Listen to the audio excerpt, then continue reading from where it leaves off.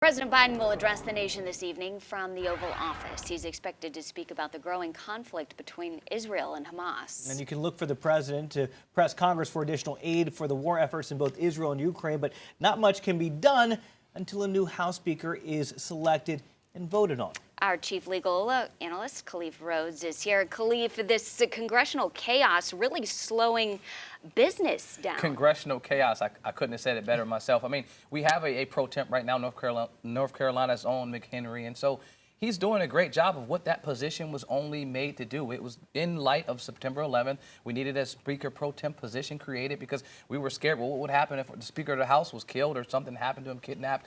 So we created this position just as a stopgap to help elect a new speaker. Well, if you can't get your house in order, the GOP I'm speaking about, and elect a representative that could be the leader of the majority party, then this is where we're at. And so there's a number of options that are out there. People are throwing a couple of things out there, giving him a couple more inches of power, maybe allowing him to lay out some things on the floor.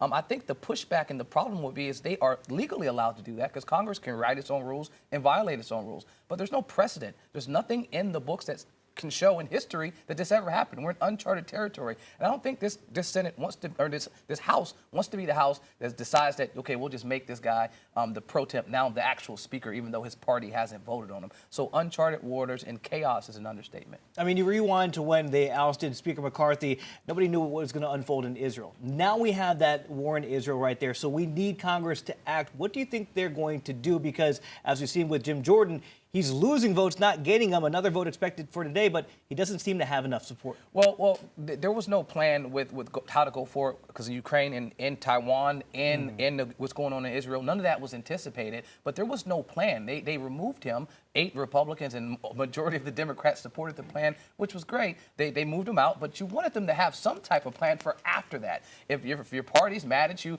get back together, circle up in the background like they've done, and pick someone. They picked Scalise. He had the support of the majority of his party, and then went to the floor, and he couldn't get the votes and backed away. Jordan is the same way. Every day as we go forward, he thought he cut it down to 10.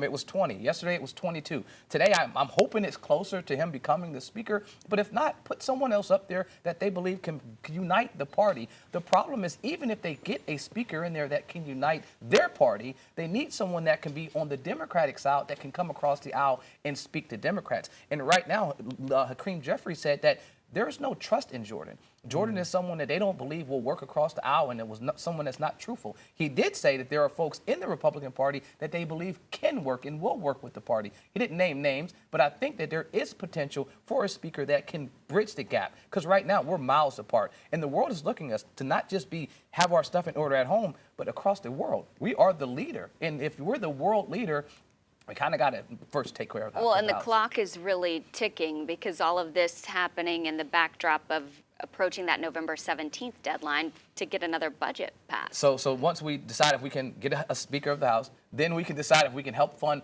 other things that are happening across the world, and then we can make sure that we fund our budget in our own backyard. And so there is a lot of work to do, and the people have elected these individuals to go there and do the work of the people. And right now they're not doing that. There's a lot of backdoor deals that need to take place, and the big word is compromise. For any of this to get done, folks are going to have to compromise. And compromise got our last Speaker of the House in trouble because he made a little bit of concessions, and those concessions came back to bite him by his own party.